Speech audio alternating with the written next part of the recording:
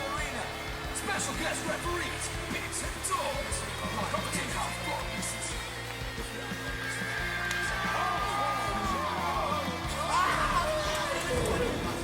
He gets hurt from a pep fight. You take a full wallop in the face, man. What's happening? Guess who's back with a brand new rap? And when that's not how we do it over here. Yes, people and peopleettes, we're back with another episode. My name's Bigsy.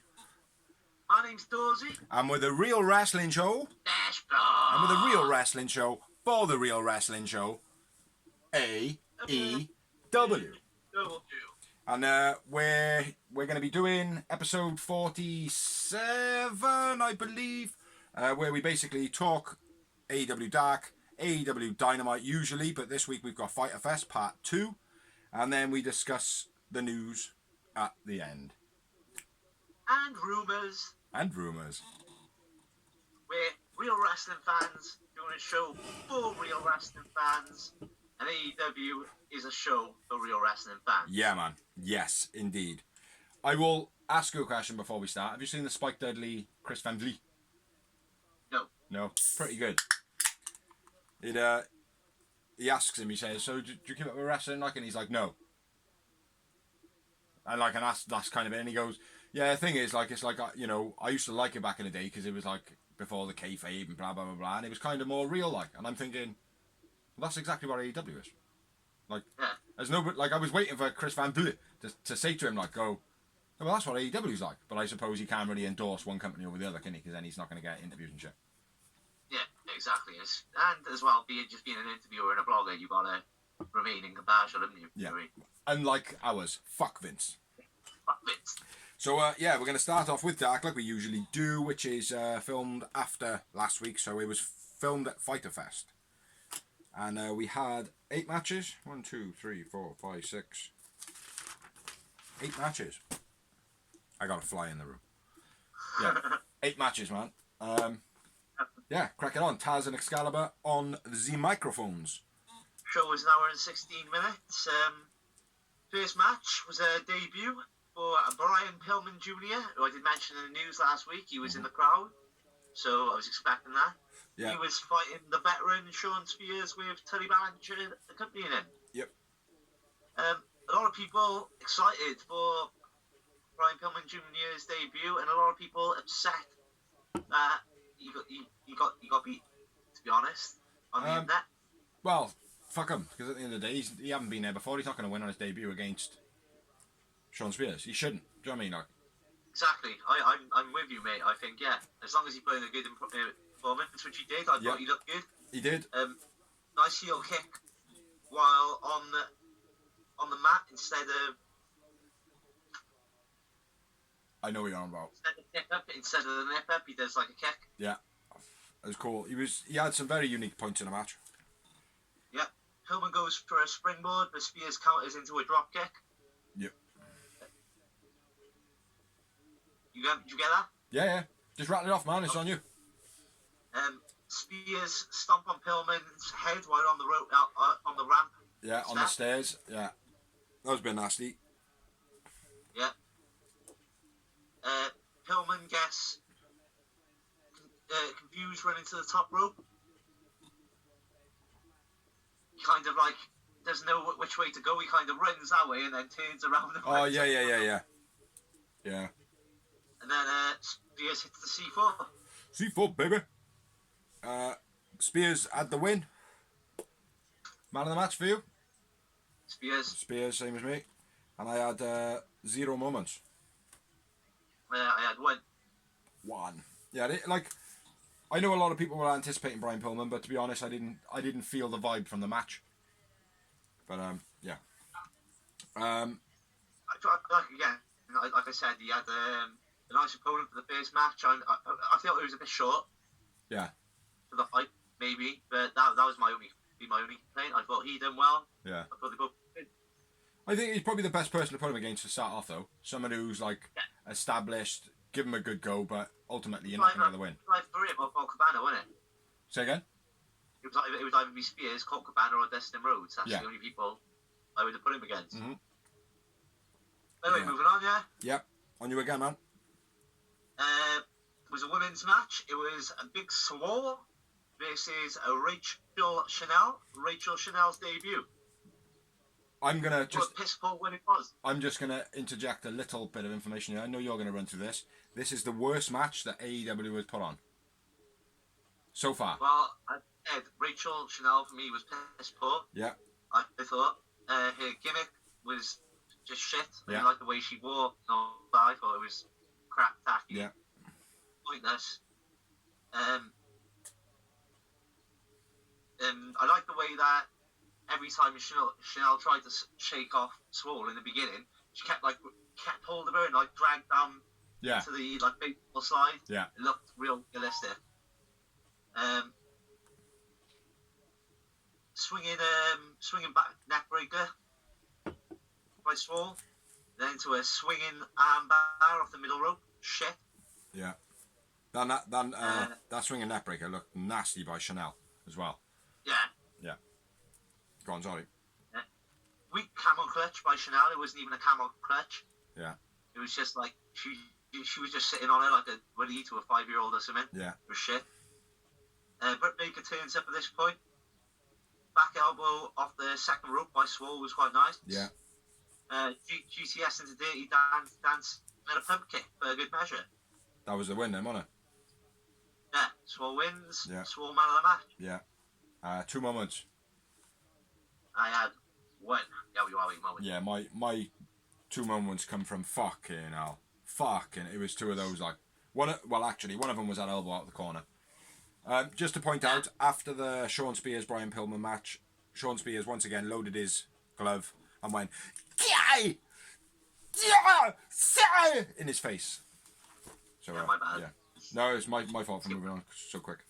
Then we had a promo, which was Swole goes to different Brett after the match, doesn't she? Oh yeah. Then there was a promo. Alex Marvez with Brandy and Ali, and they're arguing about who's better, who does the most work, who got the wins, blah blah blah blah. Dustin kind of comes out of nowhere. It's like I'm writing something, I look up, and Dustin's there. I'm like, what the fuck? He's like a magician. Dustin says, "Don't screw QT Marshall. Don't mess with my family." And then Brandy and Ali agree that they're going to be partners. Yeah. Which was alright. Yeah, it was a nice promo. Yeah, not too bad. It was good chemistry between them, I think. Storytelling.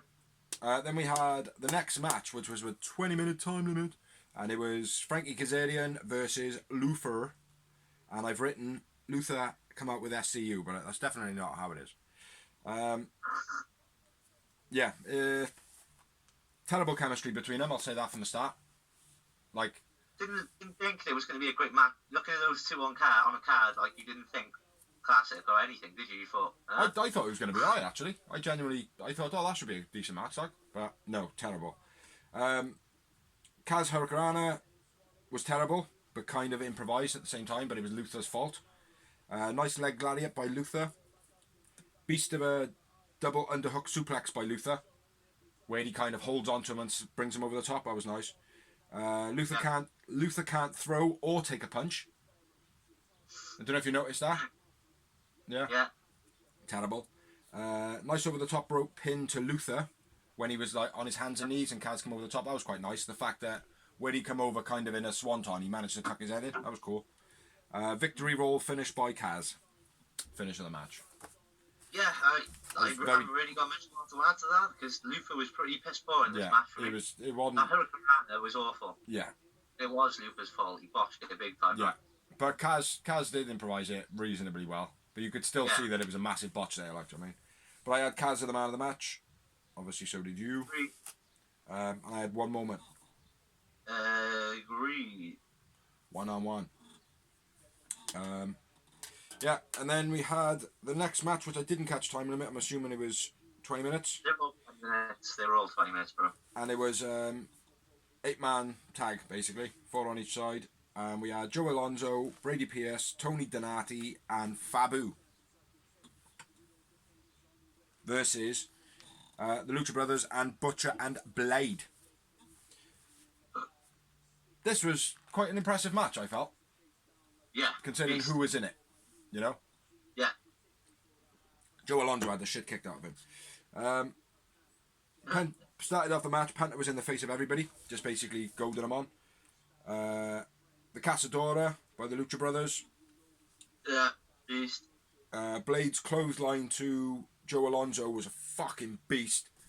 It wasn't like a major build up to it. He just literally turned around and like walloped him and his head come off. Butcher squashed Joe in the corner a couple of times. That looked impressive, which it always does against anybody. Sick four-man tag at the end to finish, where they were all just doing their moves and shit like that. Yeah. I mean, Butcher made look like he got a new lease of life for me, man. Since FTR returned there. Yeah, I quite enjoy him. Yeah, I am. Yeah. I mean, we neither one of us have been a massive fan of Blade, especially, but even Blade's been both of them. Yeah. Dope. Being very impressive. And Lucha Bros on fire as always, man. Yeah. Lucha Bros to me, they were like, if I was to pick like other than Moxie or Jericho, like who hasn't been exposed to the world so much. Yeah. In the professional game, why you watch AEW would be Lucha Bros, man. Yeah, I agree. My other note, Joe got squashed in this one. Joe Alonso got beat up. Man of the match? I went with Pentagon. He put on a funny voice, so I might as well. Yes, I too went for Pentagon. Yep.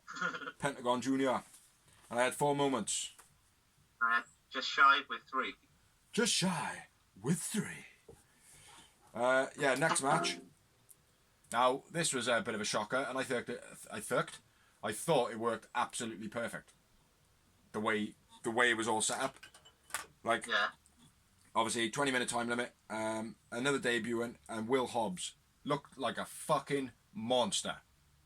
I thought, oh, here we go. This could be interesting. Like, do you know what I mean? Like, and then, obviously, Superman punch finish. Do we need any more notes? Best friends reveal Cassidy towels. Orange still has blood on his t-shirt. That's the only other note I've got. Best Superman punch in the biz I've written, because it is. It is, definitely. I think you said that. I never thought I'd like anyone doing the Superman punch. I just think, what a shit move. It's because it's not called the Superman punch. It's called. It's called the half star. No, it's not. Wrong. No, it's not.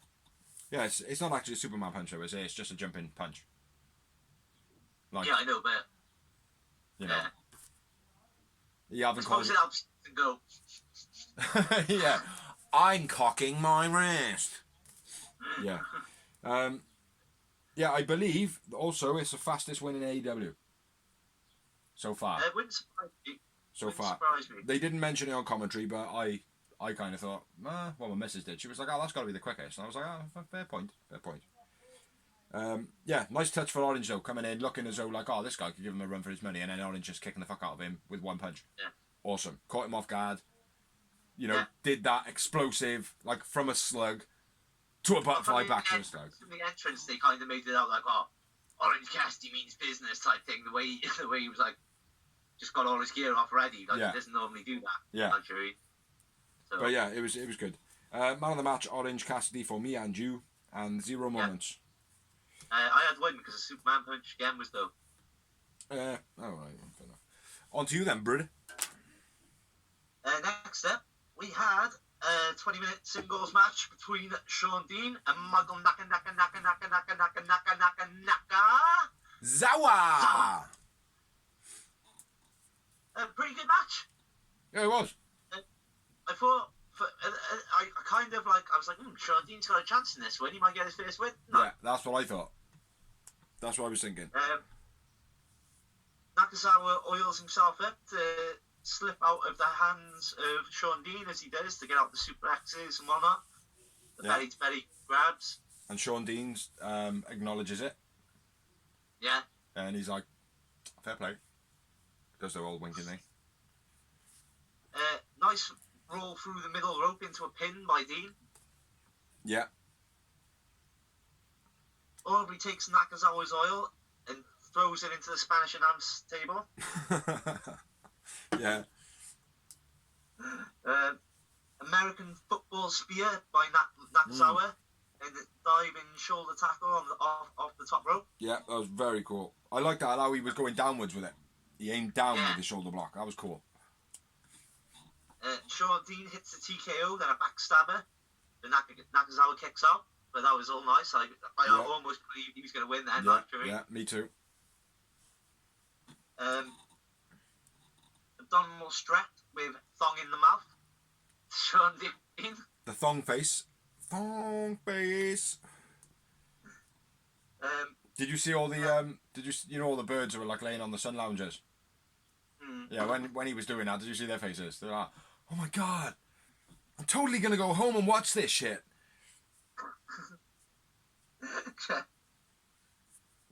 And then a thong face slam down by Nakazawa, I've written, because I don't know what it was. Oh, prick. Fucking, this fly is doing my head in. Yeah, I called it a thong face. Oh, the thong face slam down. That's cool. That sounds cool. Sounds almost Chinese as well. Thong face slam down. Yeah, that was the finish of the match. Nakazawa win. Yep. And I went with Nakazawa man of the match. I went with Sean Dean man of the match. I thought he did really well in this match. You know. And I didn't have any moments. No, nor did I. 0-0. So moving on to the next one after that entertaining match, because there was some funny bits in it. We had a 20-minute time limit, and it was Serpentico versus Scorpio Sky. And his entrance music's fucking awesome. Yeah, everyone's saying the same on the net. I agree. Yeah. And like I said, it shows when a company does that they're going to give you a singles push. Mhm. Yeah. You know, I don't think they should get locked into that. Oh, he's getting a singles push, so we better change his music. If he's like, oh, hey guys, can I change my music? Yeah, no worries. Do you know what I mean? They should just do it anyway. They should like counter stuff. So, do you know what I mean? obviously, they had a 6-man tag on Fyter Fest, and he came out with him to the normal music. Do you know what I mean? So I just like it. I like the fact that it shows that they're acknowledging that he's a singles wrestler as well, and it's a serious win. Yeah. Like they did, like WWE did with the New Age Outlaws. They had the New Age Outlaws music, Yeah. and Billy Gunn had that "I'm an ass man" Yeah. for his single music. Like, you know what I mean? Yeah.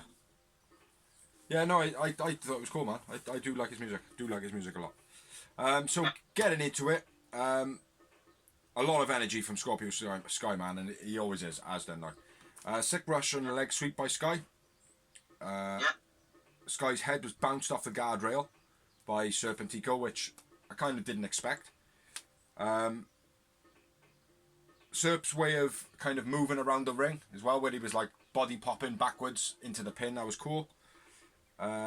Big jump kick by Serp. Not sure what that was, but I noted it down. Serp feigned the top rope foot stomp. Oh yeah, he climbed up to the top, looked as though he was going to do a move, and then jumped down and then just kind of kicked him. Which again, indicative of a bad guy. Sky dropping low to block suplex. Yeah, when he runs at him, he comes off the ropes and he literally grabs him as he goes into his legs and then brings him back up, pushes him and then gets him in a move. Thought that was quite nice. Big brainbuster by Sky. Sky was hitting him very hard as well, like very like, yeah, I mean this. Do you know what I mean? Like, you know, don't test me. Like, knee DDT to Sky's face. Knee DDT. I can't remember why I wrote that down, but yeah, that was very cool. And TKO by Scorpio Sky for the finish is what I have written down. You got any more to add? Yeah. No, mate, you pretty much nailed it on the head. Sky was on fire, man. His not to say Serpentico wasn't as well, because he was sick. His Russian leg sweep and his fucking brainbuster, which are beast. Yeah, they were beasts. Both. You know, both. With them, I just pointing out they were sick, like, you yeah, know, were real good. So And Scorpio he did a nice backbreaker in there as well. Sky did. Yeah. He does it weekly now, so it's not for me unless it's like dodgy nothing or you know. But yes. So Scorpio Sky wins the match. Scorpio Sky was a man of the match for me. I went with a different one this one. I went with Serpentico. Serpentico.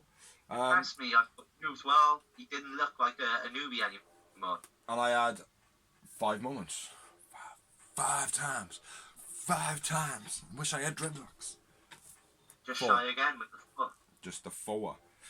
Yeah, Sky looked like a beast, and Serpentico did well also. Yeah. Yeah, it was a decent match, Owen. Yeah. You know, Really a lot of people online going, oh, they should sign Serpentico. He is John Cruz. He signed. He's already signed. So, If you want to refer to this, just have a look at Curryman. yeah, because he's also signed. Or Oh, Deutsche what? Fan. Blow my mind! So yeah, moving on to of Dark. Yeah. And again, 20-minute time limit.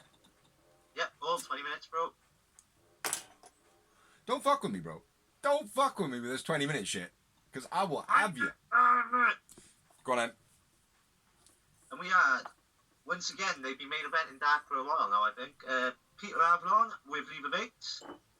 And Brandon Cutler as a team against Dark Order, being Stu Grayson and Evil Uno. Yes. And they were accompanied by 3, 4, 5, 6, 7, 8, 9, and 10. 11, 12, 13. Give them real fucking names. 15, 17, 19. Full House. No, they were 3, 4, and 10. And Alan Angels, who I don't think's been allocated the number yet. So, you know, when they've got 68 members, I might join just to become 69. But yeah. So getting into it, I didn't have a great deal of notes. Avalon lays down in the beginning because he's basically told join the Dark Order. Yeah. Grabs him in a small package, which I gotta be fair, I love Peter Avalon. He's proper cool, man. Good wrestler. As well, like as a solid wrestling competitor, he's brilliant. Yeah. Technician. He just haven't got that look to be a world champion, that's all. But he's a fantastic wrestler. Yeah. So he pulls him down into the small package to Uno.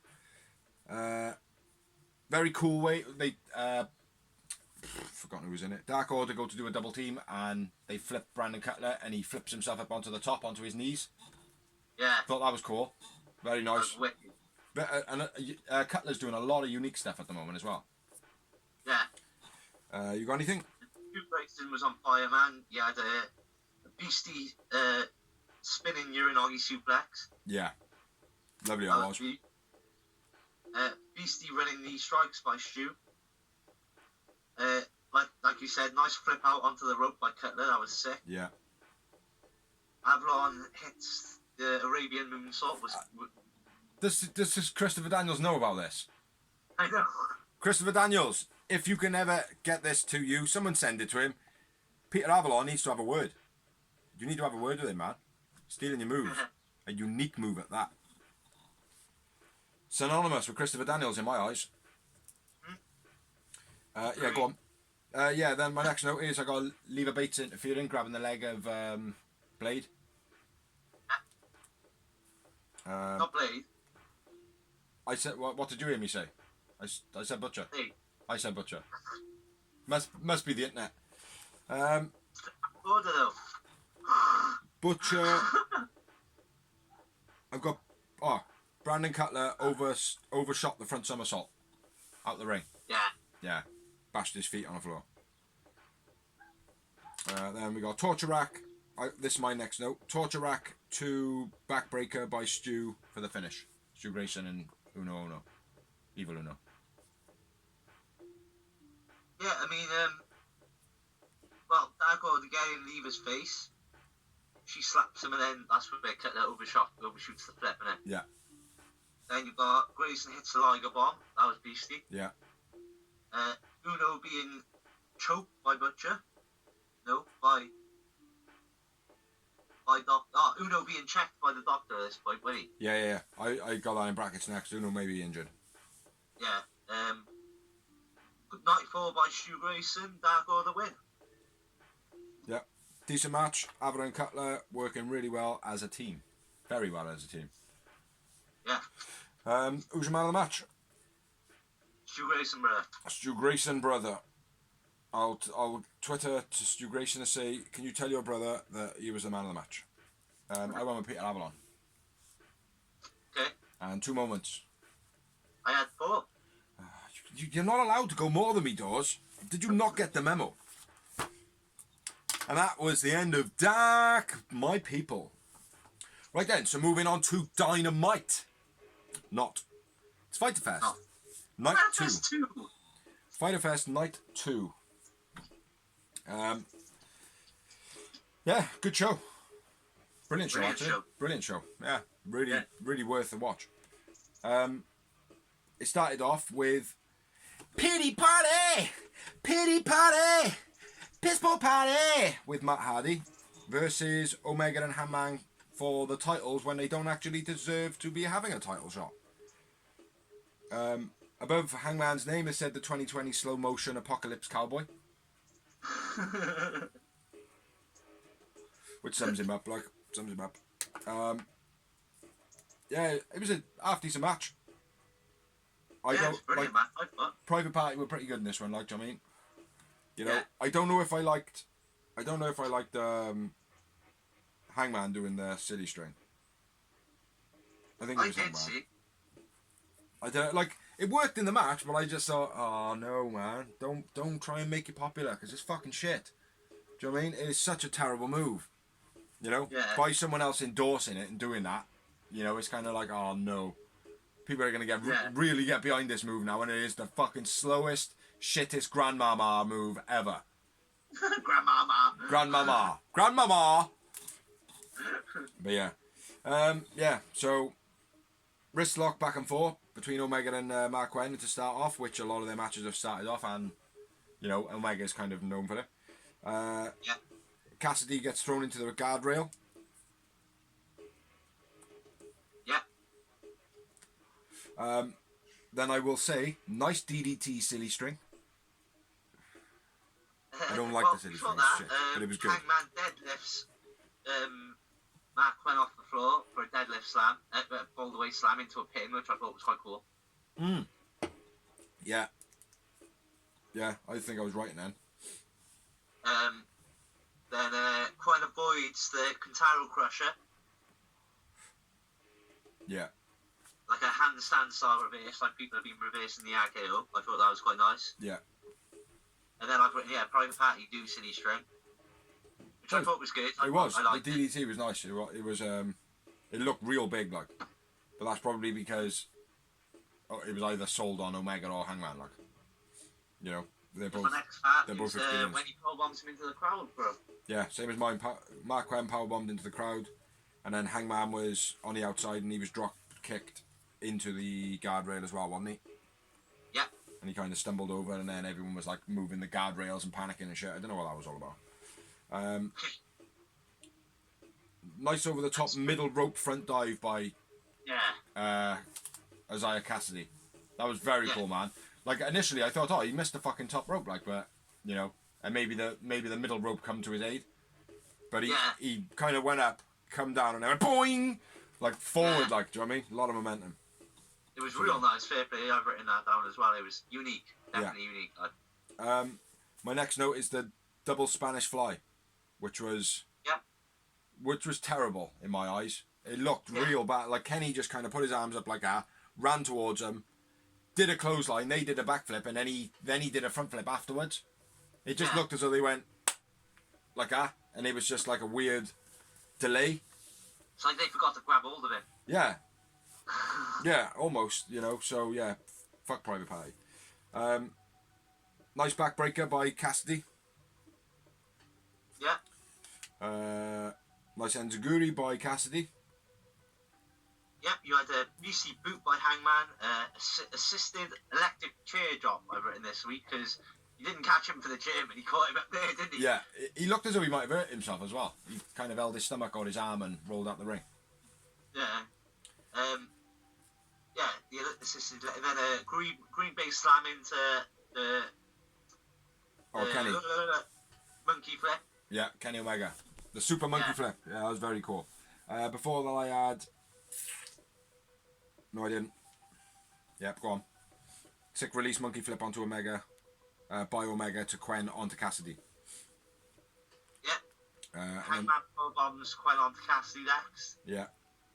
And then Cassidy moonsaulting out the outside to the outside. Yeah. So I thought it was pretty cool. And then Hangman does the city string. DDT by Cassidy on the ramp. I think that was to Hangman. That was pretty cool as well.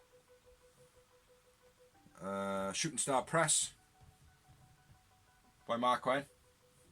Yeah. For the save. For the into the pin. And then Omega literally comes out at the very last millisecond for the save. Gin and Juice setup reversed. Beast, top rope powerbomb. Yeah, he goes to go for the Hurricanrana. Hangman keeps hold of him. Sit out powerbomb, and then the V trigger on it. Yeah. Yeah, V trigger, and then the buckshot lariat. V trigger for the finish. The last call they call it. The last call. I couldn't, for the life of me, I couldn't remember the name of it. Mrs. went, I'll rewind you back. Oh, I can't be bothered. I'm too fucking tired. Yeah, that's the call. Yeah, it was a good match though. Very entertaining. Brilliant opener. I was a bit like, private party. Yeah. Yeah, me too. Yeah. Oh, it was good. Orange Cassidy. Isaiah Cassidy, man of the match for me. I went with Hangman. Hangman. And I had 7 moments. I had 4. 4. Oh, it looks like a 7, kind of, on his side. Backwards, flipped, and reversed. What have you drank? I'm on your drink, yeah. Yeah, so next match. They have a 20-minute time limit. I was just repeating you saying 20 minutes on it. Lance Archer with Jake Roberts versus Joey Janela. Jake Roberts looked like an old person lost from his, like he's been missing from 2 days from his nursing home, like. Hello? I don't know where I am. I don't think I'm supposed to be here. I don't know what accent that is. The match didn't make sense either. Say again? The stuff he did in the match didn't really make sense either. No, it, I suppose it was having the bag and causing a distraction. It's kind of like, oh, okay, what's in the bag like? And then the fact that he didn't get to use it was kind of cool. Yeah. You know? It was it was different. You know?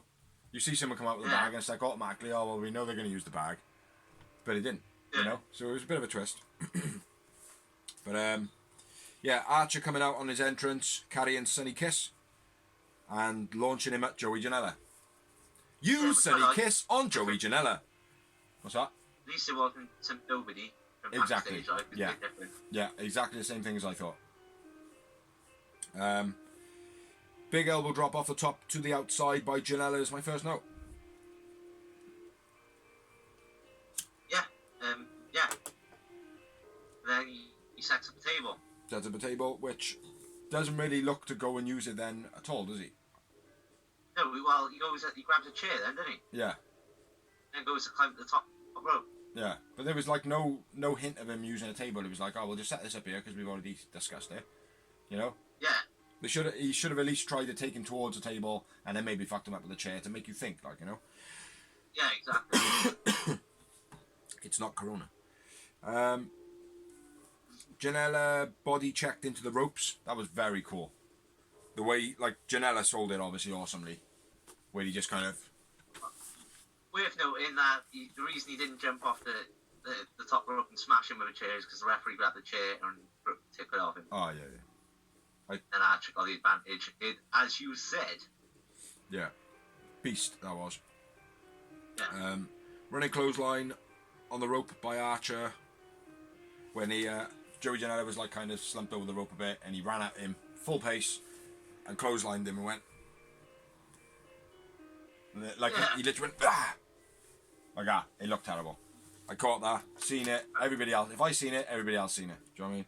Yeah. So yeah, terrible from Lance Archer there. After that, when he launched him back into the other corner, Joey Janela fucking hit the turnbuckle and flew back like a bouncy ball. Yeah. Back into the ring rod.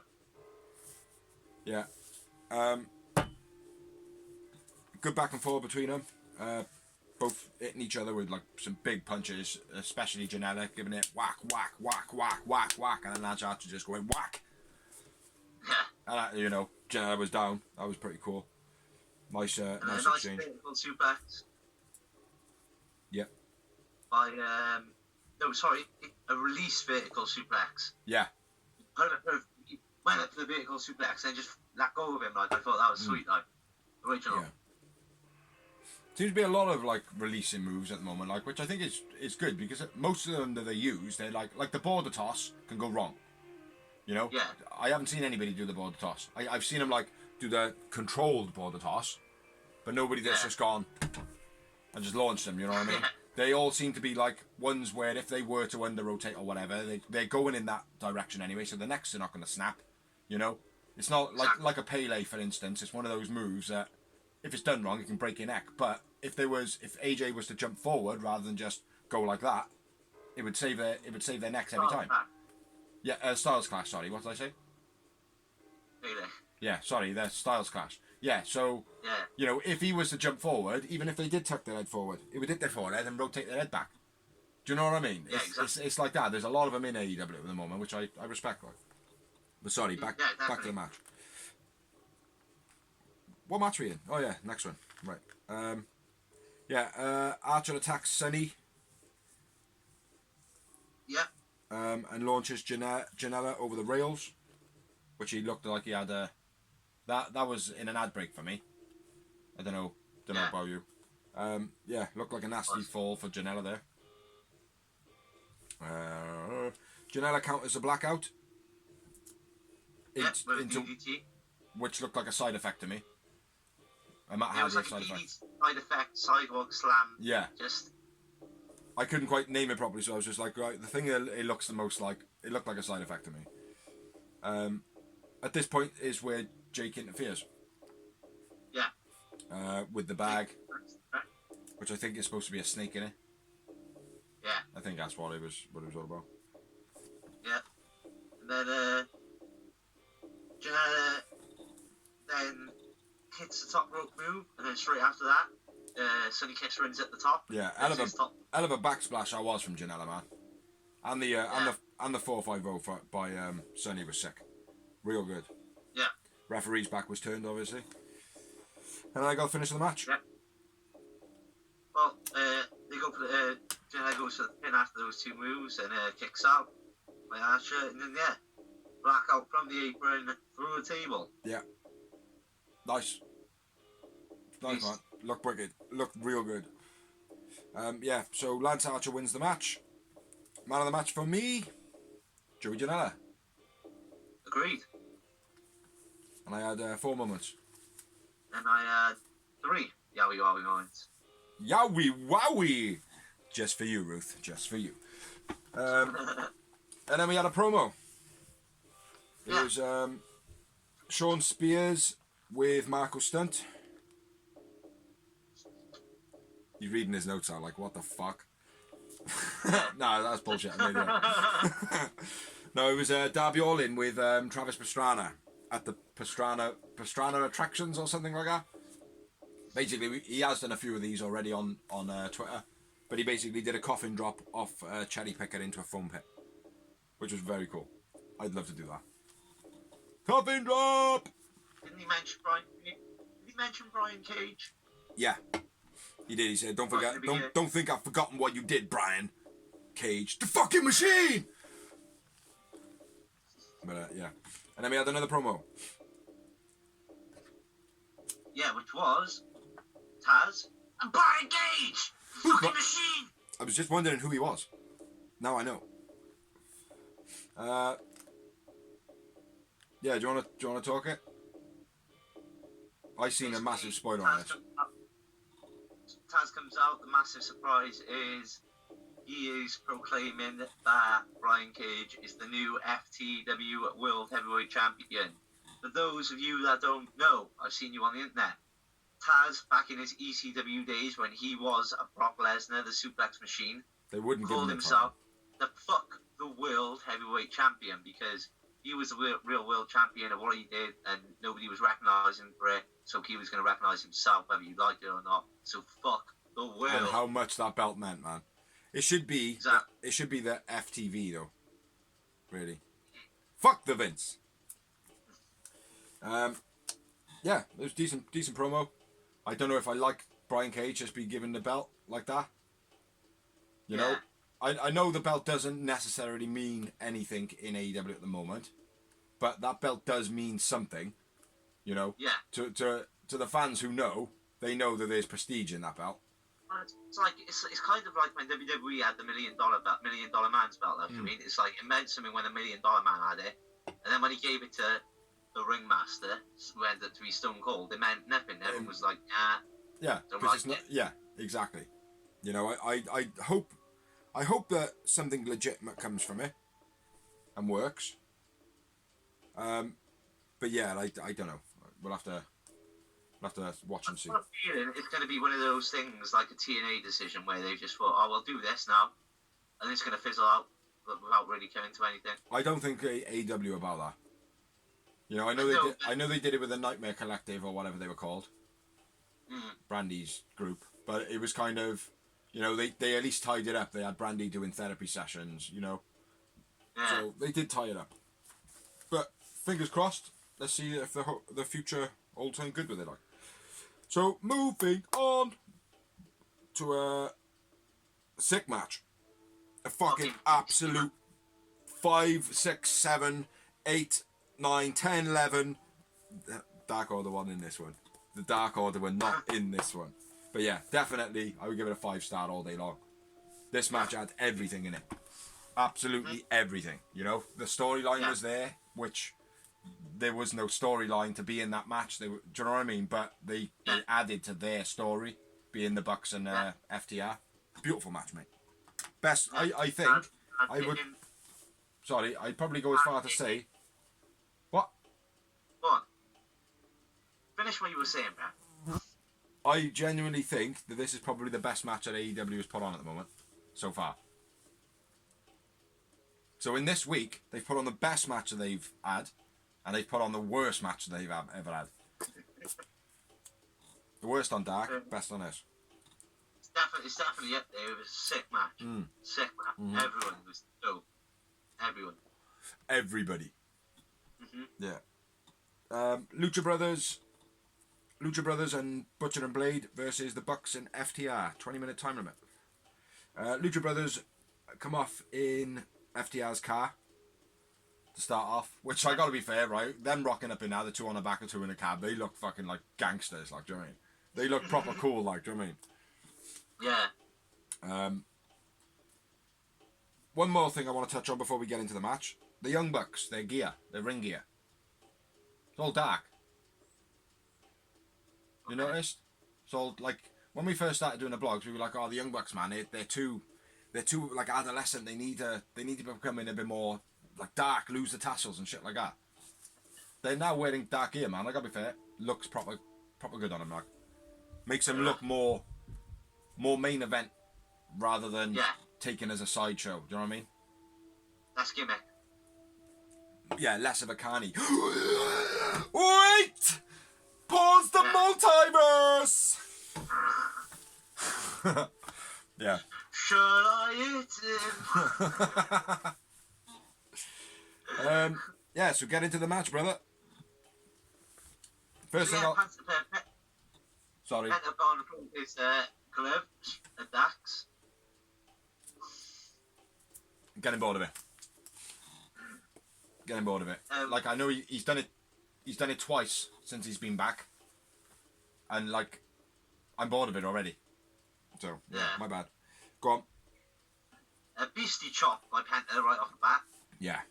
Yeah, mate, they say that he's got the harshest chops in AEW. Definitely reminds me of a Ric Flair bam, have that, like. Whoo! Woo! No, I'm asking a question. Whoo! Yeah. Oh, must be Ric Flair. Diving double stomp, then top rope springboard kick by Lucha Bros. Sick. Yeah. Dax asking to come into the match as well early on. He was like, come on, get me in. Penta was like, I want you, like, or whatever. It was cool. Huge elbow by Dax to Penta. Yeah. Yeah, and then I got, like, sorry, I got FTR's double teams in, but I've not written any of it down. I've just literally wrote, because you've probably written these down. FTR, nice, precise tag team work.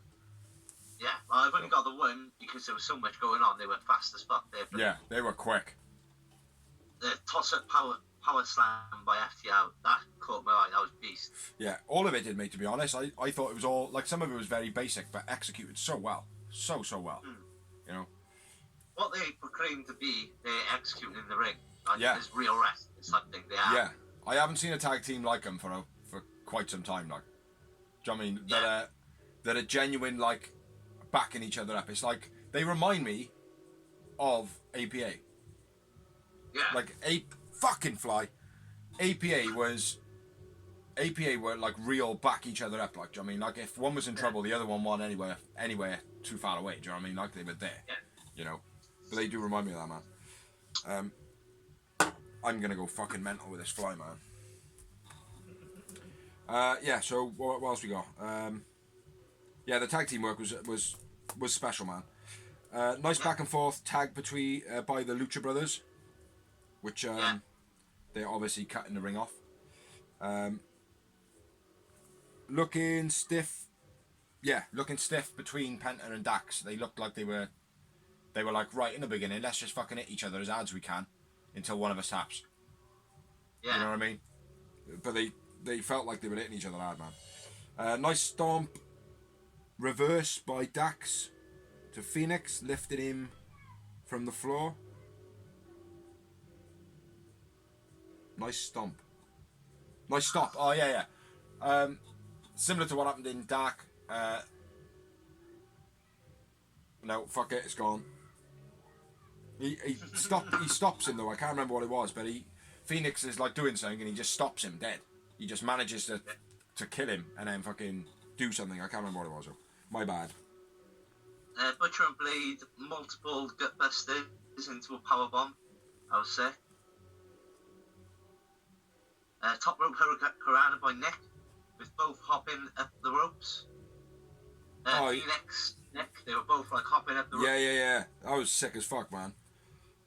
Just before that, when a Butcher tagged in, he went to double clothesline the Bucks and walked into FTR in the corner and got punched in the head. And then they did a sick triple team.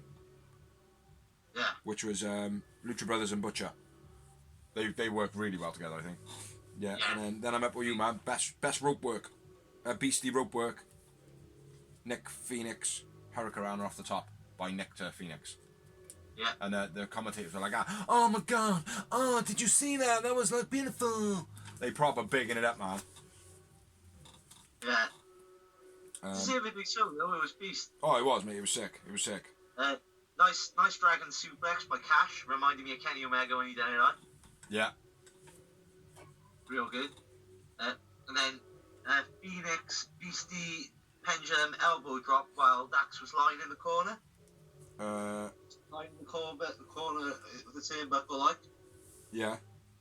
Phoenix just run over and just elbow drops him in a beast, man. Fair play. Yeah. Matt double boot through the rope, where he just dives through the ropes and holds onto the top rope. Oh, yeah. That's beast. Love that. Looks as though his back always makes a bit of a connection on the apron there, though, as well, as he goes through. And then Matt, massive height, crossbody to the outside. I thought it was an elbow. Huh? Oh, no, sorry. Yeah. Go on. And then he climbed back up. Yeah, it was beast, man. Very noticeable. And then he got straight back up and did the elbow to Phoenix on the inside. Yeah, very cool, man. Beast DDT Dax to Blade. Beastie when he come off the Blade come off the middle rope or the top rope or something like that, and he just literally just dropped him. Sick, man. Yeah, that's sick. Beautiful. Beautiful DDT by Dax. Bucks and FTR at this point now are like teaming with each other, like, so because they got similar rope moves and stuff like that. They Dax do the Midnight Express, and the other two do the Spike Pile Driver. Yeah. Very cool though, how they're like interchanging their characters and shit like that, even though they're building to fight each other. Exactly.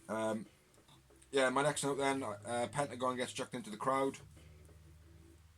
And then the 4-man tag by the Bucks and FDR. Fucking amazing. Yeah.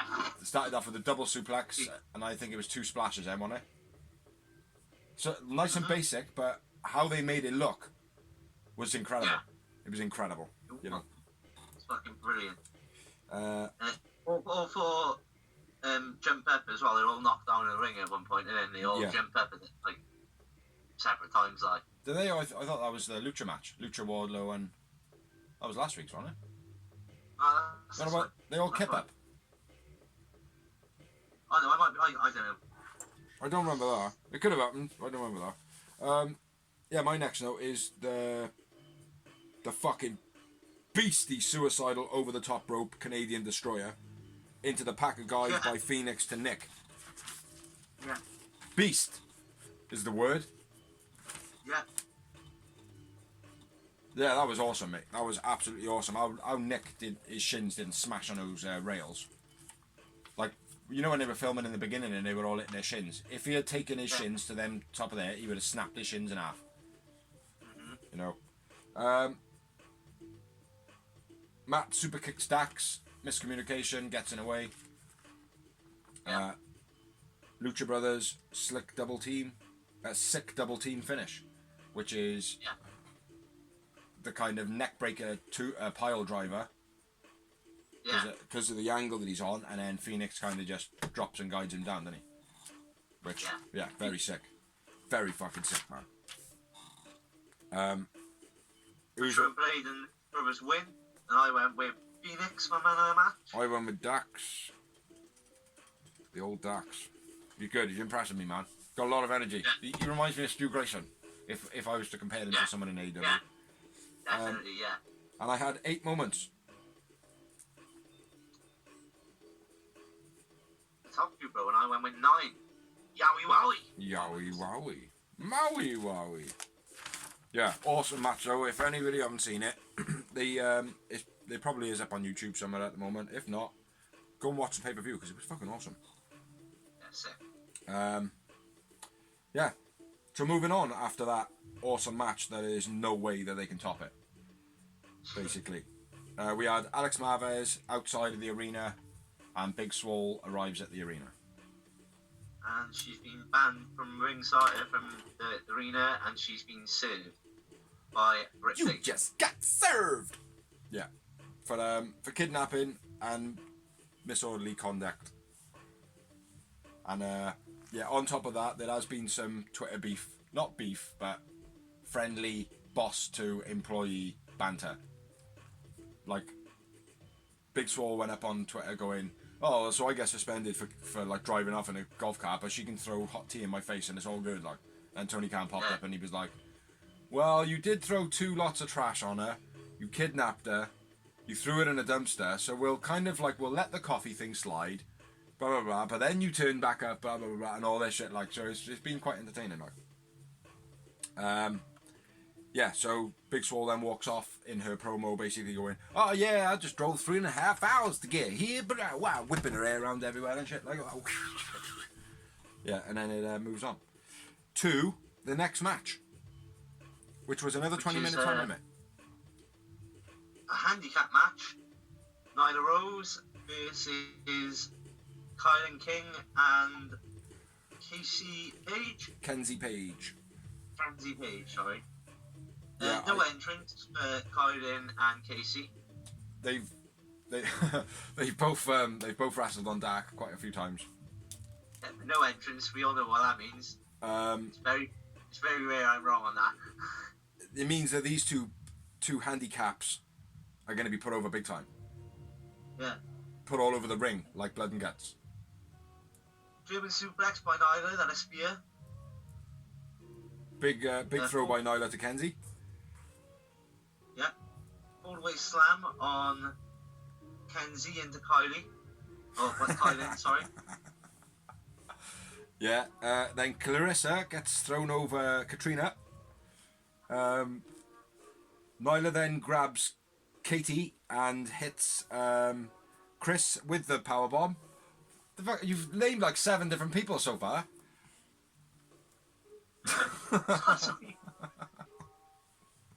Yeah, that fallaway slam onto a partner, powerbomb onto a partner, finish of the match. Nyla Rose, man of the match. Yeah, man of the match for me too. 0 moments. Yeah, 0 moments. And after the match, Nyla says that she's hired a manager. Yeah. Which is cool. But it could have been... Yeah. She could have actually meant that she's hired a man. His name's Aja. That could be a possibility. I've hired a man, Aja. Yeah, it was a bit of a shit match really, but I think they just threw the match in there to kind of get that promo for after, you know. But Well, let's not forget, like, I mean, obviously they had to change it up a little bit and unexpectedly because of Mox not being able to compete. Yeah, exactly. It wasn't bad though. You know, it's interesting because she's going, oh, since anybody's got a manager, they've got champion. Shida, I'm taking your championship. And Shida was just like, no, you are not. I don't see that happening. You know what I mean? You to that. I don't do it. Yeah. Then we had our next match, which was a 6-man. No, we had the backstage promo. Oh yeah, my bad. Brody Lee. Yeah. Which basically they touch on the fact that for the first time Colt calls him Mr. Brody Lee. Yeah. Or Mr. Lee. He's laying on the bed with all bruises up his side, getting a massage, blah blah blah. Yeah. Because he got attacked earlier on in the night, apparently. Apparently, yeah. Whoever did this, whoever injured you, we don't know. We've got your back. Oh, get out there, man! Get out there! I think it's the Dark Order that have done it. To be honest. Probably, yeah. That would be interesting. There did seem to be some cracks appearing there. You know, maybe Evil Uno. You know? Yeah. The fact that he was out as well last week with an injury. Or in the dark match where he got checked out. It could be, could be something with that. Yeah, it was a good little promo. Brody Lee tells him to get ready. Says that he's got his back. Yeah. And then we had the next match, which was a 6-man tag match. And it was between the Dark Order, who consisted of Brody Lee, Stu Grayson, and Colt Boom Boom Cabana. Boom Boom! Versus SCU! SCU! It was nice to see them all back as a tag, as a trio. Yeah. You know, they have got a wicked chemistry between them, man. I mean, like, I don't know how far the SCU kind of thing's gonna go now. Like, I mean, it's starting to get a bit, played. You know what I mean? I think they need to come up with something slightly different, which I think they have, because they've obviously got SCU now as Daniels and Kazarian, and then they've got Sky doing his singles run. But maybe change up their name, man. Do you know what I mean? I don't know. Yeah. The SoCal Bros. Reese German suplex by Kaz on Stu. That was sick. Before the match started, Colt tried to speak to SCU. Brody pulls him back into the corner. And then what you said, brother? Grayson flips out of clothesline and then hits modified Pele kick. Sick. So he flipped out of it and then straight out the flip, he flips into the kick, didn't he? Yeah. Very cool, man. Man. He's got so much energy. Colt playing on his injury, basically going and then Brody is like, fucking sort your shit out. And then he starts wrestling whilst like guarding himself, like he's running around the ring kind of sideways. So a nice little touch again. Yeah. My next note then, I've got SCU storm the ring, so do the Dark Order, where something's happening and they all kind of brawl for a little bit, which I don't know why that was in the match. I didn't get that. No. Kaz takes them all out by jumping off the top rope. Was that the double clothesline? Yeah, double clothesline to the outside. That was very cool. Big guillotine by Brody to Scorpio Sky on the ropes, and making Colt kind of like look at it or maybe get him to kick him or something like that, and he's like, and he just gives him a big guillotine. Cool psychology again for the Colt storyline. Triple team by Dark Order. Big frog splash by Stu Grayson. Yeah. Big. Just before frog that, splash. I noted that like You know that running cross block Chris Benoit used to do? You just run and do that. Stu Grayson's been doing that recently. Yeah. Beast. He's been doing it a while, man. Yeah, he's had that for a while, yeah. Suits him down to the ground. Because of his explosive energy, like. Yeah. Daniel's in it, a nice run of moves. Yeah. But no Arabian moonsault. Yeah.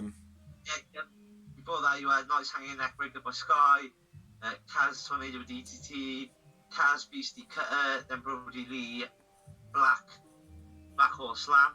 I thought it was a bit sloppy, that was. And then, Daniel's rock bottom into the moonsault. Yeah. Well, it wasn't quite a rock bottom. No, it's a standing rock bottom. Yeah. You're Then I got the... Yeah. And then I got the finish of the match. Yeah, me too, brother. Which is the lariat. The spinning lariat by Brody Lee. Yeah. Not sure, I didn't know who it was on.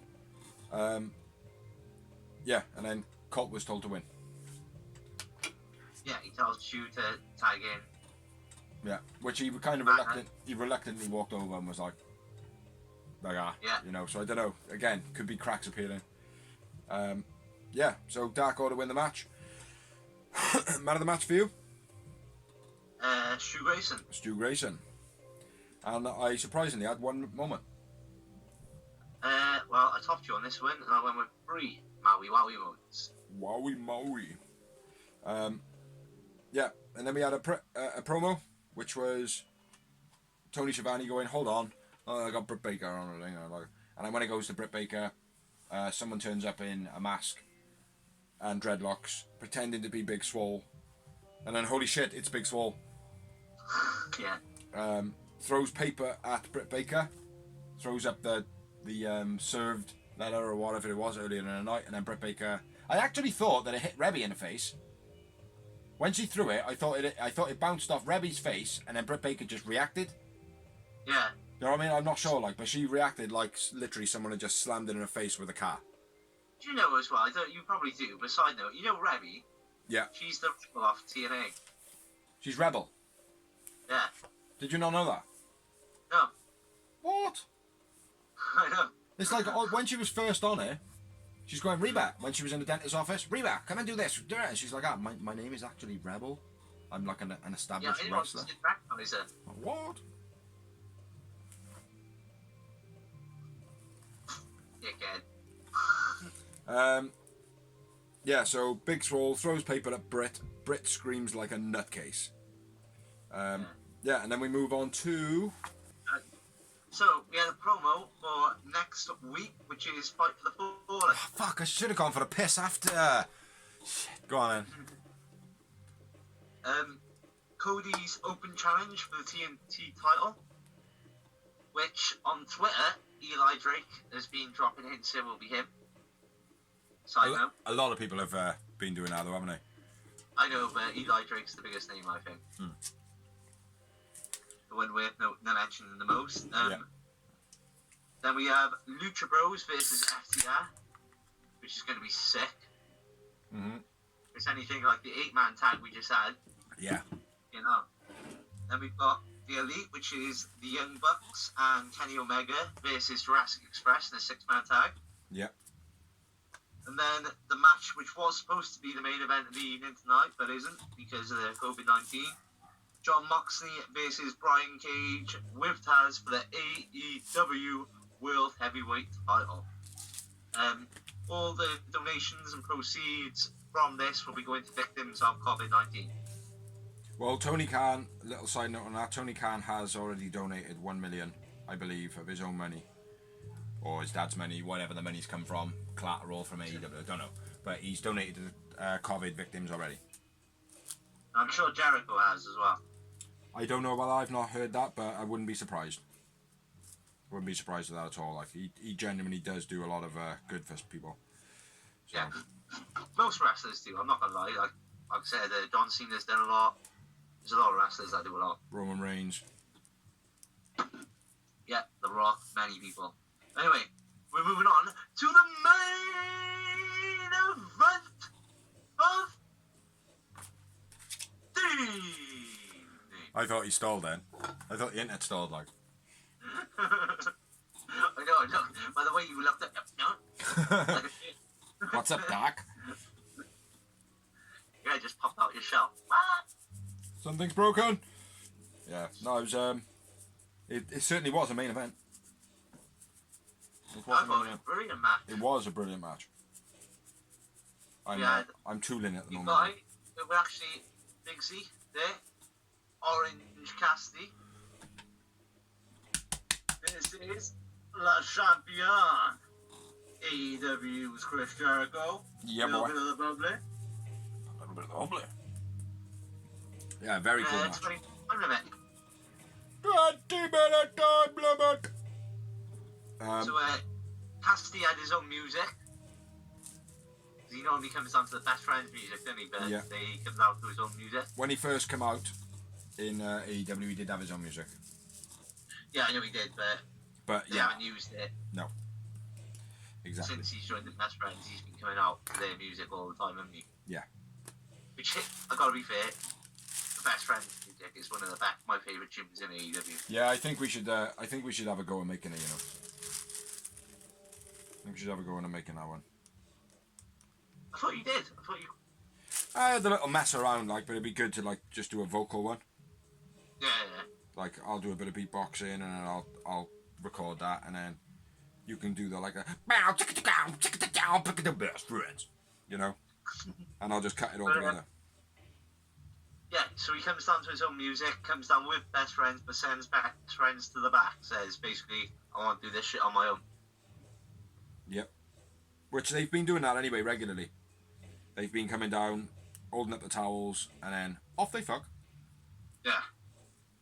So that's to build up Cassidy's character and his. Yeah. Yeah, exactly. Yeah, so get into it, brother. My first note is Sweet headbutt. yeah, Get in each other's faces. yeah, His hands in his pockets. Jericho laugh him, and then he just gives a little bam. Have Yeah. it. Rocks Jericho. My first note though is orange dive to the outside. Very fast. Yeah. Top rope suicide by Orange, then throws Jericho into the railings. Yeah. Jericho reversed the swinging DDT. My next note into the Boston Crab, or whatever the commentators are calling it now. Yeah, crossbody by Orange Cassidy off the top rope. Then he goes into the tornado DDT, but Jericho counters it the walls of Jericho at first, but then it's the Boston Crab. They keep calling it something else though. Like, they're not calling it the Boston Crab. They're calling. Lion Tamer. Huh? The Lion Tamer. Might be that, yeah. That's what its original name is. Oh, that's all right. Like, because that's cool. Like, because if they call it the Lion Tamer when it's not the Walls of Jericho, that's cool enough for me. Rather than call it the Walls of Jericho when it's actually a Boston Crab. You know, because the Walls of Jericho is a very specific looking move. Well, that's what Do the you know Lion Tamer is. That's what I'm saying. Well, the Lion Tamer was the Walls of Jericho. Yeah. Oh, that's no good though. I want it to still That's be the what Walls I'm of Jericho, and the Yeah, Lion that's what I'm Tamer be saying. a Boston Crab. But a Boston Crab is a Boston Crab. That No, is I it. know, The I Lion know. Tamer is the Walls of Jericho. I get that, but I don't want it to be that. I want it to be the other way around. I want him to have the Lion Tamer as the Boston Crab and the Walls of Jericho when it's properly locked in. Like. Yeah, I know, but for it to be a Lion Tamer, it has to be the Walls of Jericho. I That's get what I'm that, saying, like, but okay then, that's fine. What you're saying, right? Don't call the fucking Boston Crab a Walls of Jericho or a Lion Tamer when it's a Boston Crab. Yeah. Or if you want to call it a Walls of Jericho, call it a modified Walls of Jericho at least. Yeah, at least. But it does my head in, man, when the commentators do that, man. It really fucking irks me, like, do you know what I mean? Yeah, because it's not. It's like calling an armbar a crossface crippler. Exactly. It's not the same move, is it? Like, yeah. It's important to me, goddammit! You're, oh, shit, man, I'm panicking. Back-to-back suplex by Jericho, then a nice backbreaker, as he always does. This before or after Santana hits Orange with the ball and sock? That's just after. I think. Okay, Yeah, okay. just after. That's my next one, so you crack on. And then after like Jericho goes through a spat of backbreakers, back-to-back suplexes. It's just typical good wrestling. Orange Cassidy gets a bit of a flow and goes from loads of multiple pin combos. Getting multiple 2 counts. Yeah. All unique pins as well. Orange Cassidy does his pins well, as we know. I liked how Jericho mocked Orange as well. When he was like, he did the whole put his thumbs up or whatever he did. Or he went. Like take his hands in his pockets, takes his glasses off, boo hoo. I thought it was pretty cool. Like, and he had a nice evasion from the Superman pinch as well. Yeah, he just moved. Yeah, I know, but it looked good. Like, I mean, it wasn't like a waiting around one. It just looked real sweet the way it was done. Like. Yeah. Well, I wrote it down as a note as well. I didn't think it was that unique, but I liked it was good. It was good. It looked good. You know what I mean? Yeah. Yeah. Jericho baseball slide. Orange heads hits the guardrails. Quite a big bump, that one. Yeah. Quite a big bump. Jericho's end. This was during an ad break for me. I had picture-in-picture. Jericho basically had Orange tied up for a while and had him over by the rope, and he had him, I'm not sure what the move's called, but you got your leg trapped in and you got your arm pulled back, and he kept on grabbing on the rope, and Aubrey was like down. Stretch. Abdominal stretch, that's the one. And Aubrey eventually ends up kicking his arm when he's grabbing the ropes, which, again, love Aubrey, Aubrey Edwards. She is cool as fuck. Yeah, well, to bring him back into the ring, he did the delayed vertical suplex as well, which was nice. Yeah, that was. Old school move. Yeah. A lot of hang time on that one. Then the back-to-back suplex, then submission, backbreaker by Jericho. Yeah. That's what I think I was mentioning it. My next note then, Orange is into the guardrail again. And this time was a big hit.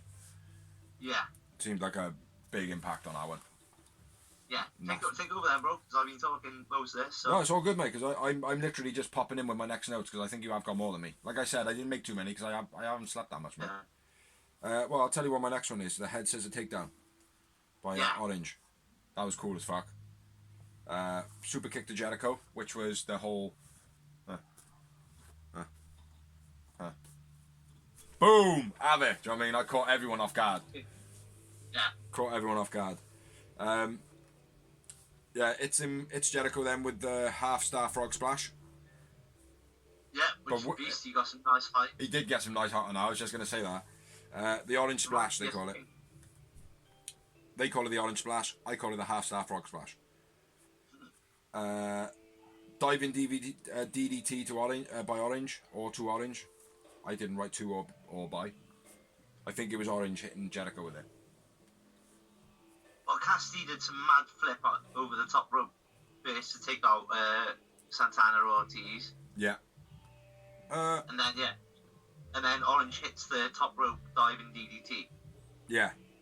So he jumps off the top rope and catches it, boom. Yeah, sick. Because the missus went, oh, did he fuck that up? I went, no, that's how it is like. I said it just wasn't a swinging DDT. It was just a DDT. Because it was just DDT, wasn't it? Yeah. Yeah, it's just a diving DDT as Jericho getting it. He jumps into it like, boom. Yeah, sick. A nice variation as well. Like, normally it's like, oh, let's make it bigger. Let's put a swinging in there. No, just do a fucking DDT. Off the top, exactly. It looks wicked, like, do you know what I mean? It looks more brutal. Orange juice. Orange juice thrown at Orange. Yeah. Orange juice chucked in Orange Cassidy's face. Best friends come out then and storm Santana and Ortiz, so we know what a match for the next week's Dynamite's going to be. Yeah. Could be good. Yeah, it would be, because I think Santana and Ortiz have been used poorly by AEW recently. Yeah. I think it's because of the whole spanner in the works with Sammy Guevara. Not so much Hagen, because that's probably been a secondary thought now, like, do you know what I mean? Yeah. But yeah, no, they're still reasonably impressive. They just haven't got much storyline going on, except for this BT Spanglish.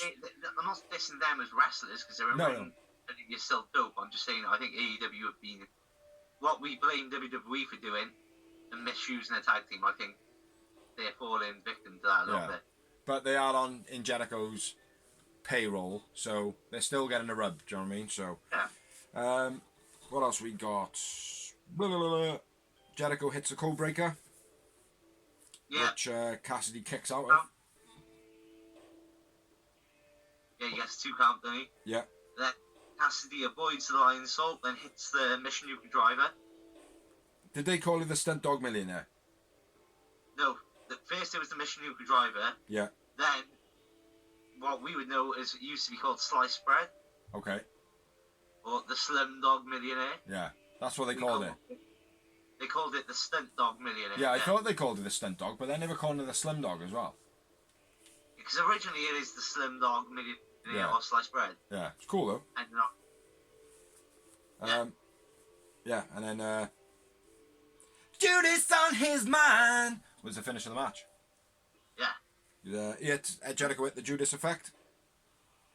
Orange Cassidy went down like a bag of oranges. And that was the end of the match. Yeah. Man of the match for you. Jericho wins the match. And I went with Jericho, my man of the match. I went with Orange Cassidy. I thought you might. 7 moments. 5. Yowie Wowie moments. I think we've been quite consistent on the moments tonight. Yeah. So, yeah, you got anything else for just discuss of Dynamite? What would you... not Dynamite, sorry, Fyter Fest. On the end of that match, like, because I know a lot of people are disappointed that Jericho didn't put Orange Cassidy over, but I disagree. I think he put him over well. I think he put him over awesomely. Like, they think Orange should have won because he's younger. That's not how you put someone over, though. No, exactly.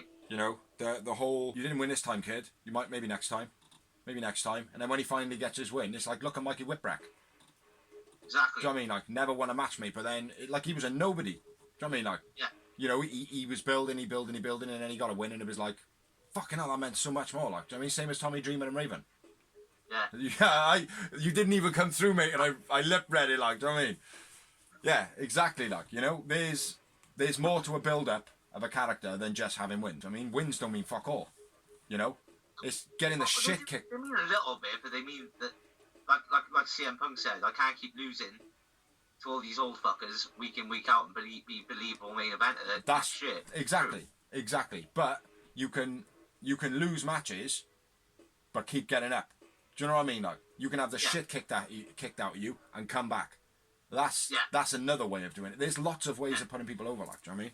I thought it was said perfectly, because I think it would have hit Jericho if he had lost. He's got to stay up there, like, do you know what I mean? Yeah, I like the way that he blew up as well, like, he looked like, you know, I was hard, like, do you know what I mean? He didn't beat the fuck out of him after the match, which shows respect as well. He kind of looked at him like, yeah, you gave me one there, kid, like. So what are you gonna rate them together? I've gone. Again, I got disappointed a little bit. I got 8 out of 10 this week. That's what I've gone with. They're usually reasonably good, like, and the fact that they've got the timings down a little bit now recently on Dark, that makes things a little bit better. You know what I mean? Yeah. Like, too long is just, oh, come on, man. Like, we don't want WWE Mock 2. You know I don't mind when they're long, as long as there's still only 8 matches and there's promo in between. But the problem is that when it's like Sean Spears versus Alan who? Yeah, 4 minutes. Next. Yeah. Next. Serpentico versus Lowrider. Yeah, 6-minute match. Yeah. Yeah.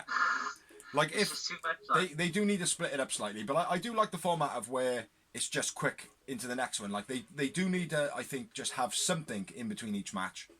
You know? Yeah. Maybe just speak about, you know, maybe storyline type stuff, rather than just Serpentico, you know, he's wrestled a few times, like, guy looks impressive. Rather than just that, they should be like, oh, Serpentico, you know, give, what's his name, a real good run for his money the other day. Who was it that he fought in this on Dark? Sky. You know, rather than just being like that, I'd be like, oh yeah, Serpentico fought Scorpio Sky on Dark, on Fyter Fest Dark. Build it up as big as possible, like, rather than just, yeah, you know, he's got a lot of promise, blah blah blah blah. Just make it something a bit more, you know, or even. I do like the way that they're bringing Dark's results up on the bottom of the screen. I think that's very cool. Yeah, because it doing Dynamite or Fyter Fest or whatever. Yeah, is on a Wednesday, it just gives you that reminder, doesn't it? Like, but maybe if you're even not watching it, it shows that it's a bit important as well. Like, yeah, the casual fans, like, maybe even in between matches on Dark, they just do a couple of like photo things of like the wrestlers that are just about to wrestle. Just like 3 pictures of each, showing like their best moments in their last match or something like that. You know? Something like that. Just a little bit of build, like, just to break it up. Like, But yeah, that's the end of Fyter Fest and a brilliant pay-per-view. Brilliant pay-per-view. We got another pay-per-view basically next week as well. Mm-hmm. Fight for the Fallen. Which is free. It's not a pay-per-view, but it is. But it's free. Yeah. Same format as, like I said, Impact and Anthem have done over the years with their middle-range pay-per-views. They do it over a 2-week period over TV. I'm not sure if Fyter Fest, I would assume so, but do you know if it's going to be over a 2-week period? I don't, but I would imagine it would be. Right, Fight for the Fallen. I would imagine it would be. Yeah, I would imagine so too. Right, before we move on, we have to address the elephant in the room. Boss! There it is. There's an elephant in the room. Yep. So, yep, that's that. Moving on to the news. And rumours. So if you want to kick it off, mate, 'cause I think you've got a few more than me. You've scribbled out the ones we coincided with, haven't you? Yeah. Sweet. So first off, I've got Sarah Logan, who is one of the Viking Warriors, Raiders, whatever WWE are calling their piston tag teams these days. Wasn't she? Was she the one in Sarah Logan. Insanity? No, That's the other one, right? Okay. she's the one in that was in with Luke Morgan and Yeah. And Sonya Deville? No, I know. Shit. Move on anyway. I know. Ruby Riott. Ruby Riott. Yeah, but she was recently released and she said she's done with wrestling. Well, she's pregnant now, Yeah. so I assume that's why she's done with wrestling. Yeah, that was her big announcement the other day on Twitter. Then. Yeah. And then next up, I've got Miz is hosting a new TV show. It's a game show, called Cannonball. And from what I've seen on the adverts, it looks a bit like Wipeout. Yeah. Could be decent. I quite like Wipeout when it first came out, but if it's the same thing, it gets boring after a while. I watched that the Rocks one. Titans. Yeah, it's okay, but it's hard to watch a lot of them in a row. You just need one every now and again. It's like an hour and a half long, like. Yeah, or something and per episode. Robbie E. Pants. What a thick motherfucker. I know. But anyway, next The bit of game's news. good, didn't they? Where they're pulling the log back and forth. That's Yeah, yeah. good for me. Yeah, there's a way to do it though, and there's a way to do Robbie E. It's not like I say. It's not just brains, is it? It's strength. It's not just it's strength Yeah. and brains. Like. Yeah, more strength than anything. Like, more strength and injuries than anything, I should say. Yeah, next bit of news. Matt Riddle denies any sexual assault of any men, any women, or any children. Denies that he did anything with Candy Cartwright that was out of order. He does admit that he had an affair. She put up video footage online of them kissing, which that doesn't show anything. If she's kissing him, then that just goes to show that she was part of it. Do you know what I mean? That doesn't, not to say that he didn't say to her I want sex, and she's gone, no, I don't want sex, and then he's gone, well, we're having sex.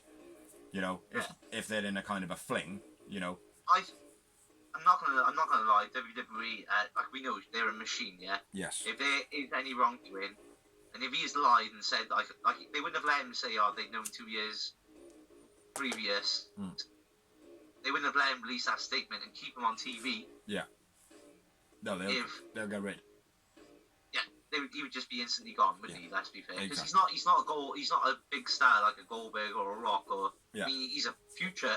Get me wrong, he's a future main eventer. Yeah. If he's done no wrong, but Yeah. he's not that golden egg for him at the moment. Where it's worth them risking Yeah, no, having of course. someone like that on their roster. Yeah, no, I agree.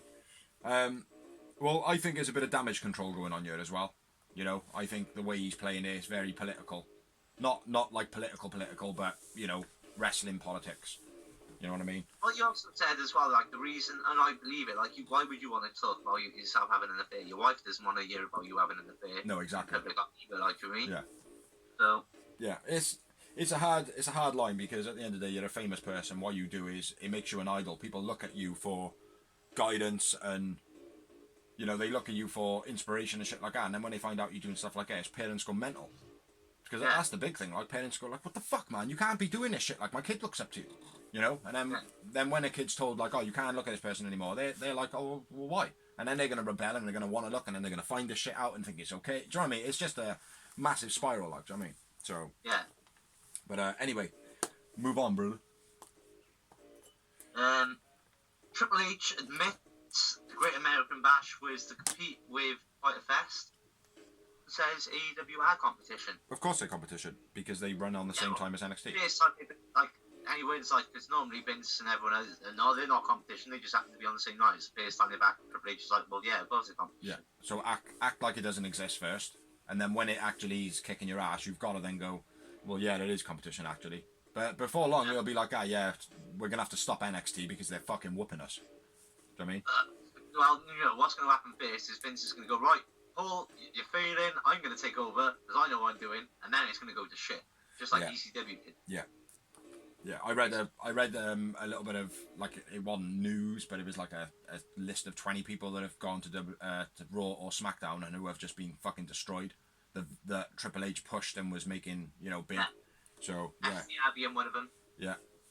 The Ascension being another.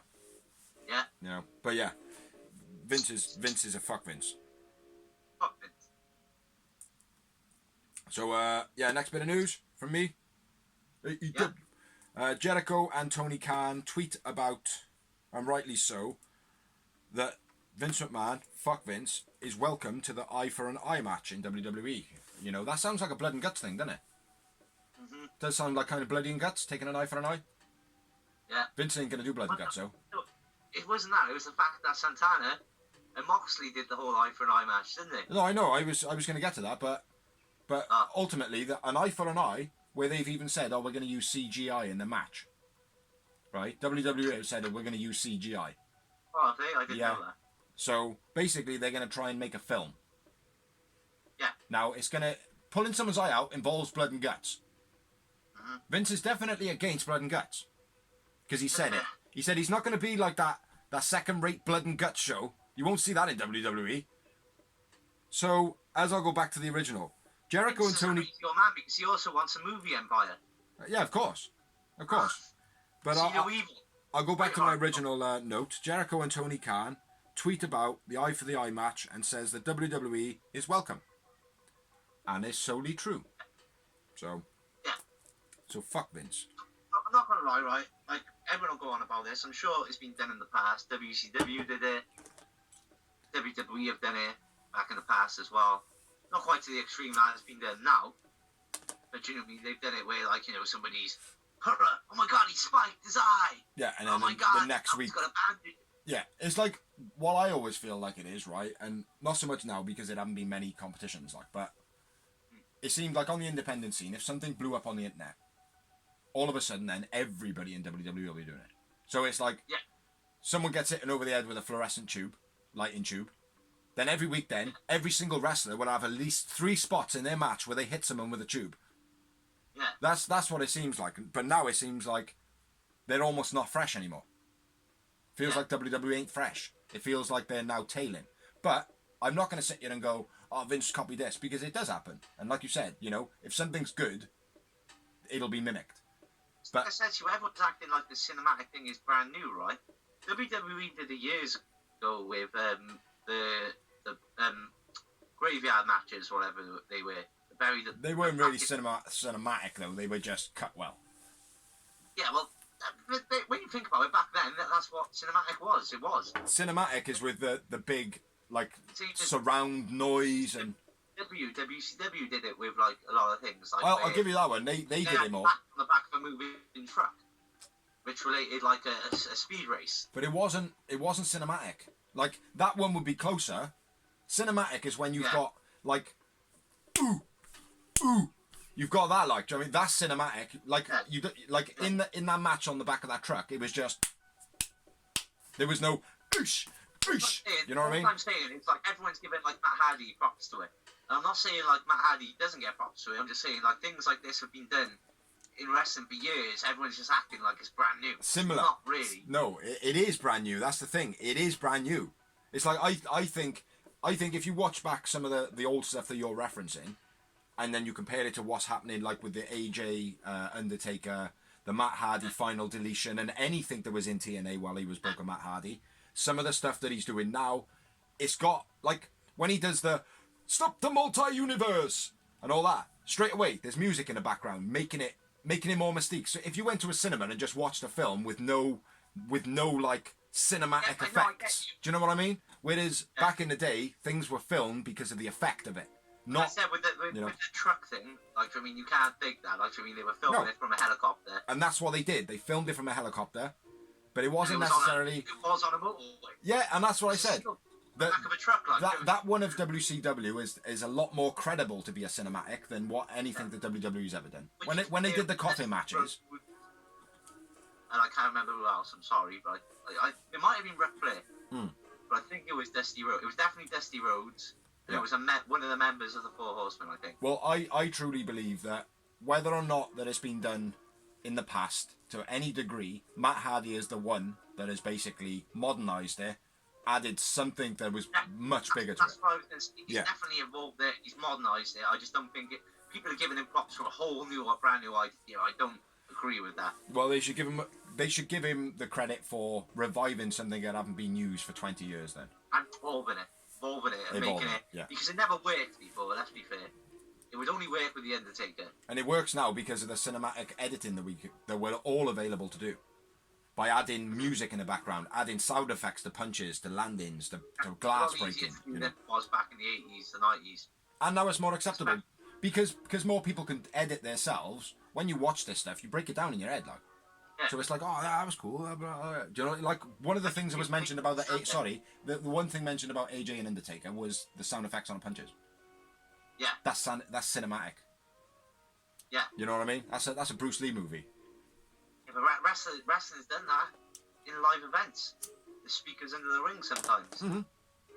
But that's to emphasise the noises they are actually making. They haven't gone, oosh, ki-ai, ki-ai, ki-ai, like they were doing. You know what I mean? But anyway, let's move on, man. Raw's ratings hit an almost all-time low.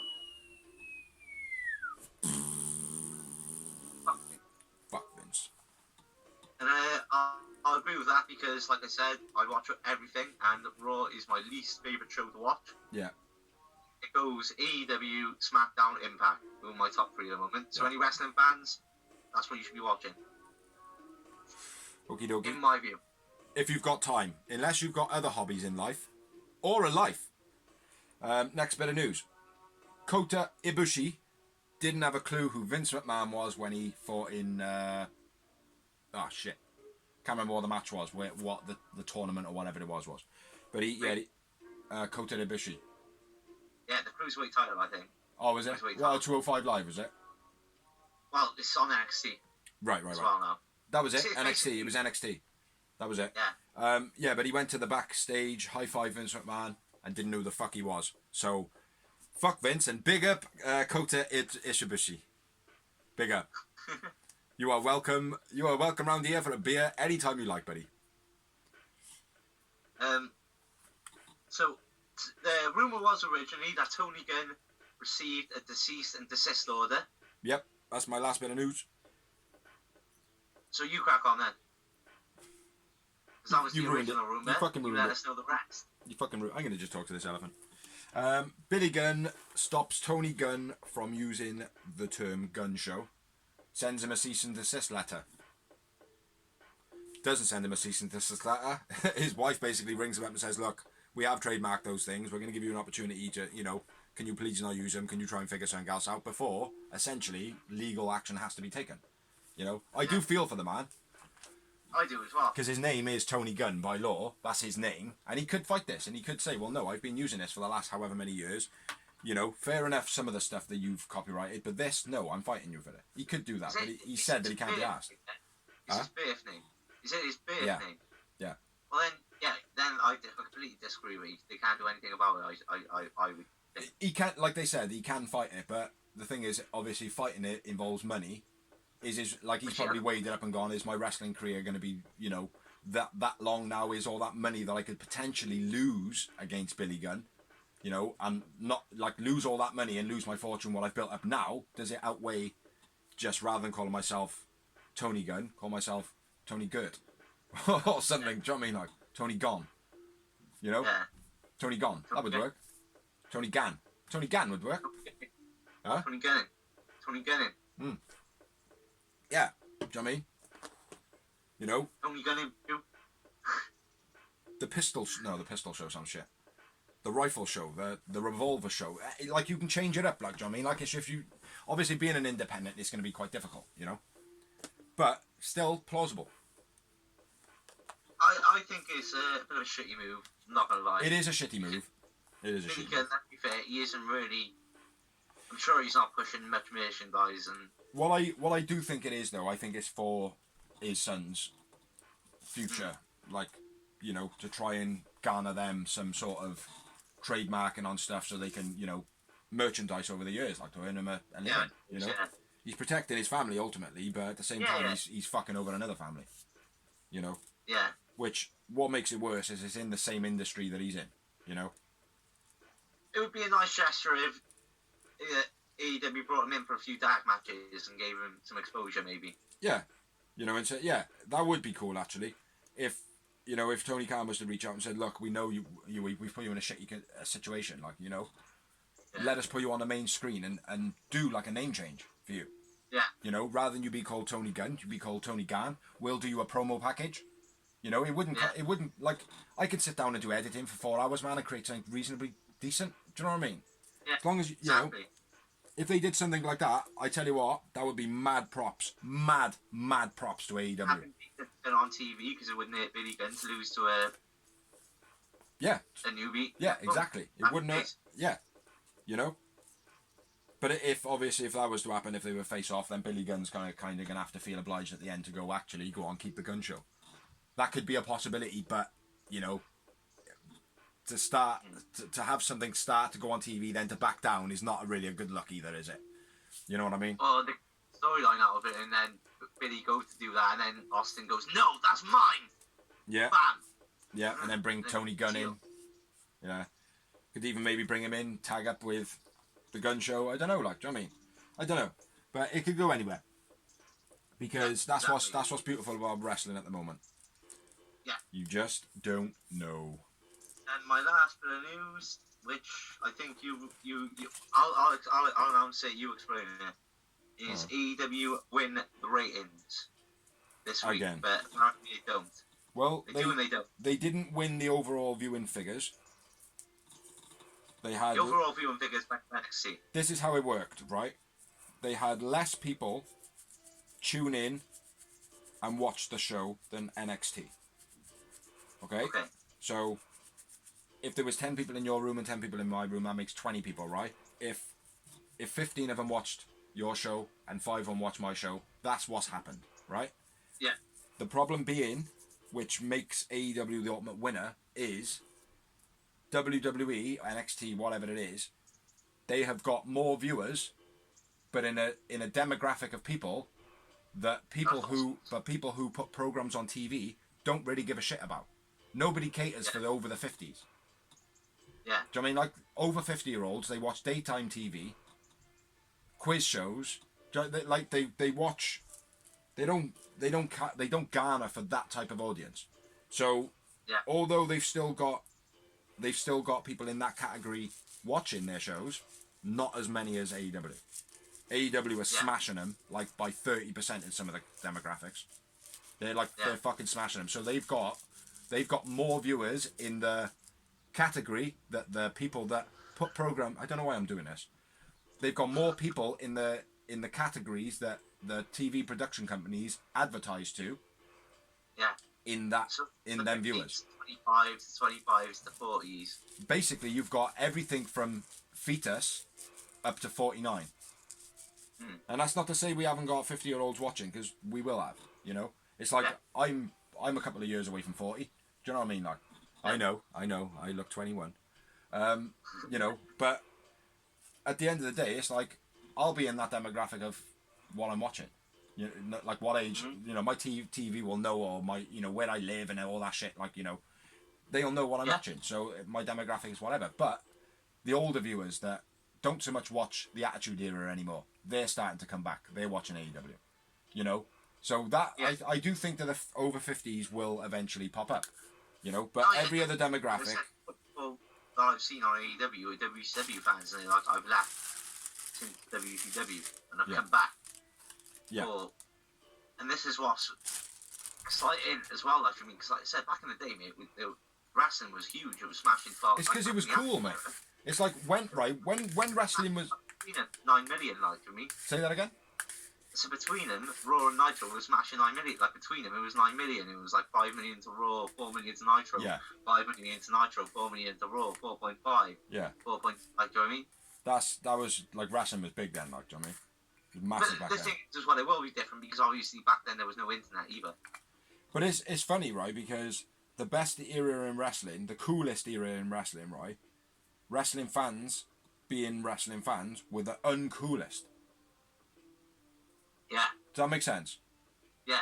Do you know what I mean? Like it was so uncool to like one of the coolest eras in the coolest thing fucking ever, like. Yeah. Because it's wrestling. Oh, it's fake. Well, it's not fake. It's fucking choreographed and it's like EastEnders. It's fake. Well, no, it's not. It's scripted. Just like wrestling. Yeah. Scripted. You know, oh yeah, but they don't really punch each other. No, they don't really punch each other. Because if they punched each other, it'd be like boxing, where you don't see these entertainers. Like, if Phil Mitchell really shot someone, you wouldn't fucking see that person ever again. Do you know what I mean? Like, and that's the way it is. Like, do you know what I mean? But I forgot where we were then on that shit. What were we at? That's the ratings. That was it. Yeah. So basically, AEW are getting the better aged people watching their program, and they're the people that the producers care about. Yeah. The ones that NXT are getting, they're getting some of the same ones that AEW are, but they're also getting majority of over 50s. Yeah. Or 45 to whatever. Ancients. Yeah. OAPs. Grandmamas! So, another successful week for AEW. Yep. I think. Another successful week. And it has been from the off. It has been from the beginning. You know? Since the first episode, since All In, really. You know, the self-funded or partnership with ROH, whatever it was, you know, that's where it's been fire. Yeah. You know, people are following it because it's fresh. What about AEW versus Impact? Yeah, it should That'll be. interesting.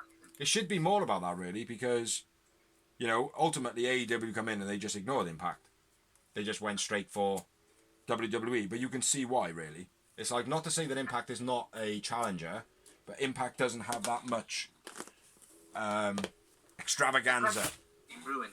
Their What? credibility's been ruined for a start. Not just that. No, I think they're past that now. I think they've built it back up. You know, I know they've got like Elgin and Dave Crest. Still there. I still see haters on the Impact page, like, I mean, which are like, oh, well, it's all going to go wrong anyway. As soon as they get the money, then they're just going to hire this, that, and it's all going to go wrong. Yeah. I mean, so, like I said, I'm enjoying Impact. I think it's a decent show. Well, the last two I watched, man, were pretty good.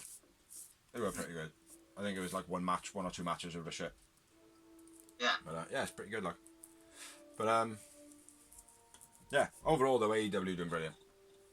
Yeah. Doing brilliant. Number one show around at the moment, I think. Yeah. Like I'm not watching. Sorry, other than watching Impact, I haven't watched anything in comparison, really, and I'm not really up for pumping money into Vince. So. Like I said, I've been watching everything, so. Yeah. And like I said, my order of shows, I'm just going to go with the top three. Yeah. And it is AEW, SmackDown, Impact. Yeah. Well, excellent, man. Excellent. But AEW is on SmackDown, so that might just be. Yeah, it could well be that, like. Yeah, so that's us done then this week. Yeah.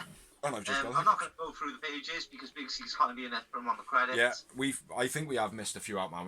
We need to have a chat soon and get them all topped up. I can do all the ones I do it too. So any that you haven't put up there is. Yeah, I still need to go through them, man, just to double check, man, because I'm not sure. But yeah, thank you to everybody that shares. Thank you to everybody that watches. Thank you to everybody that allows us to share. Thank you for everybody that allows us to put it on their page. If you want us to put it on your page, or if you're cool with that, put a link in a comment, or whatever. Yeah, thank you to everybody. Thank you to me. Thank you to me. And the elephant! And it was sad. Little bit node there to road trip. Yeah, so, yeah, I think that's it, innit? Yeah. Next week, Fight for the Fallen, baby. Well, no, I think it's a Dynamite first, isn't it? I'm not sure. I think it's next week. Is it? Oh, okay. I thought it was a thing.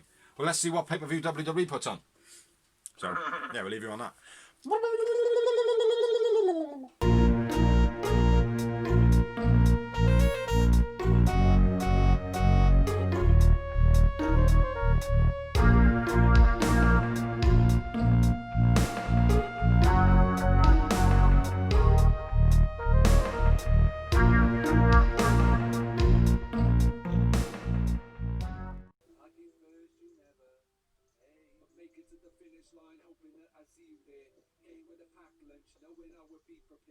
Never a handout, always just an equal share. I'm left broken and waiting just to be repaired. It's way too